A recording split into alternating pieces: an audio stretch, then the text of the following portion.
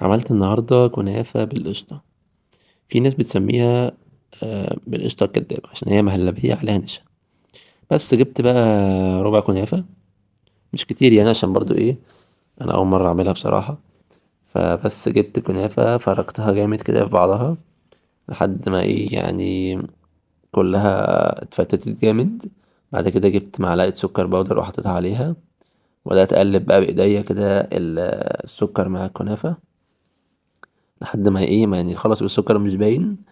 حطيت عليها ربع كوباية سمنة وقلبتها برضو كويس لحد ما تبقى السمنة كلها في الكنافة كلها. فحسيت ان لسه محتاجة تاني فزودت لها ايه شوية سمنة برضو، حوالي ربع معلقة كمان او يعني ربع معلقة كمان. لحد ما تمسك نفسها كده تبقى كده خلاص خلصت. نحطها بقى في الصينية نفردها بالراحة كده، وطبقة خفيفة يعني طبقة رقيقة كده مش كتير يعني مش اه بس. وفردتها بعد كده عملتها بكوباية عشان تبقى كلها سوا واحد.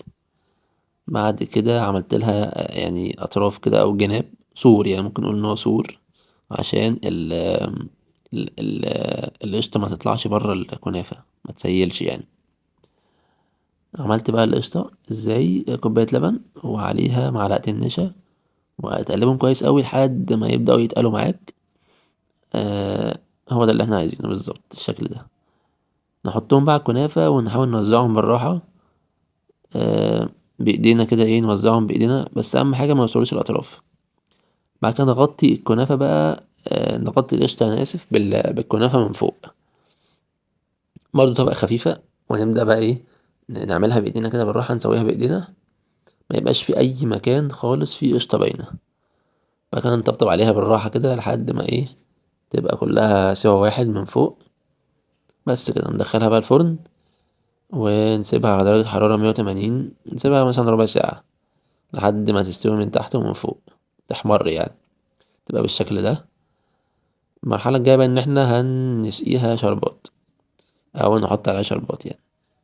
نوزع بقى شربات في كل حتة زي ما انت عايزها، حلو قوي بقى زود قوي، عايزها سكر خفيف واحدة واحدة كده. بس ده كده خلصتها. الحلو فيها بقى ان هي وانت بتاكلها هتلاقيها من فوق مقرمشة ومن تحت مقرمشة يعني، فاهم كده. وفي النص بقى طرية كده يعني حلو قوي. انا عايزكم كلكم تجربوها وتقولي لي رأيكم ايه، ولو عجبتكم قولوا لي طبعا في الكومنتات.